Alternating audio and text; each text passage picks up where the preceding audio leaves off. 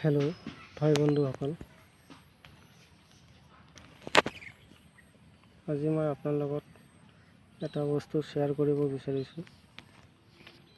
সেইটো হৈছে আপোনালোকে যিবোৰ গোট ফাৰ্মিং কৰি আছে, কিছুমানে হয়তো জানে আৰু কিছুমানে হয়তো নাজানে। সেইকাৰণে আপোনালোকৰ মাজত শ্বেয়াৰ কৰিব বিচাৰিছোঁ। ছাগলীৰ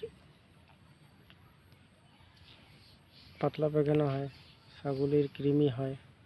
ঘৰুৱা ট্ৰিটমেণ্ট কৰি কেনেকৈ ছাগলৰ পাতলা পায়খানা আৰু ছাগলৰ কৃমিৰ আমি ট্ৰিটমেণ্ট কৰিব পাৰোঁ, তাকে মই আপোনাৰ মাজত আজি শ্বেয়াৰ কৰিম। আৰু আপোনালোকে যদি ভিডিঅ'টো চাই আছে, ভিডিঅ'টো শ্বেয়াৰ কৰিব আৰু ভিডিঅ'টো ছাবস্ক্ৰাইব কৰিব। আজি যিটো বস্তু লৈ মই আপোনাৰ আগত কথা পাতিম, এইটো বস্তু হৈছে এইটো গছৰ পাত আৰু গছৰ বাকলি। এই দুটাৰ ওপৰত মই আজি কথা পাতিম। আপোনালোকে ভিডিঅ'টো স্কিপ নকৰি ভিডিঅ'টো চাই থাকিব আৰু মোৰ চেনেলটো লাইক কৰিব আৰু ছাবস্ক্ৰাইব কৰিব। ধন্যবাদ। মোৰ চেনেলটো নতুন, সেইকাৰণে আপোনাক সকলোকে কৈছোঁ ছাবস্ক্ৰাইব কৰিব। আপোনালোকে এই পাতাটো নিশ্চয় সকলোৱে কিছুমানে চিনি পায়, কিছুমানে হয়তো চিনি নাপায়। এই পাতাটো ছাগলীক খোৱালে বা ছাগলক খোৱালে কেনেকৈ আমি কি বেমাৰৰ পৰা উপকৃত হ'ম, তাকেই মই ক'ম। এই পাতাটো যদি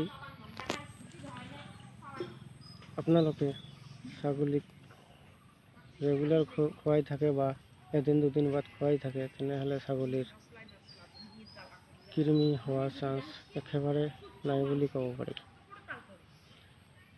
আপোনালোকে যিবোৰে গোট ফাৰ্ম কৰি আছে, সিহঁতক মই ৰিকুৱেষ্ট কৰিম, আপোনালোকে এইটো ট্ৰাই কৰিব। আৰু মই খুৱাইয়ে আছোঁ। মোৰ ছাগলীৰ কৃমিৰ প্ৰব্লেম দেখা দিয়া নাই। আৰু এইটো গছৰ বাকলিৰ কথা কৈছোঁ। গছৰ বাকলিটো হৈছে এইটো বাকলি, নিশ্চয় আপোনালোকে নামটো ক'লে চিনি পাব। এই বাকলিটো হৈছে জিগাৰ গছ বুলি আমি কওঁ। আৰু যিটো পাতা মই আপোনাক দেখুৱালোঁ, সেই পাতাটো হৈছে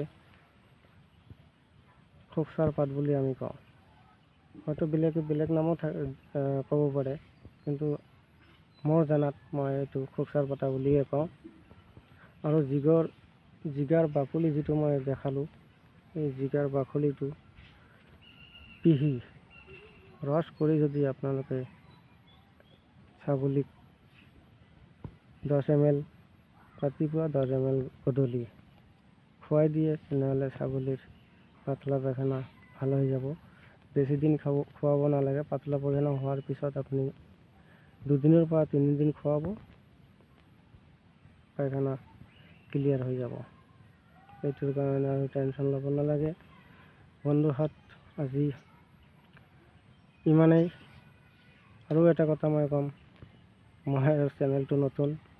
আপোনালোকে মোৰ চেনেলটোক লাইক কৰিব আৰু ছাবস্ক্ৰাইব কৰিব। ছাবস্ক্ৰাইব বুটামটোক টিপি দিব। ধন্যবাদ। জয় আই অসম।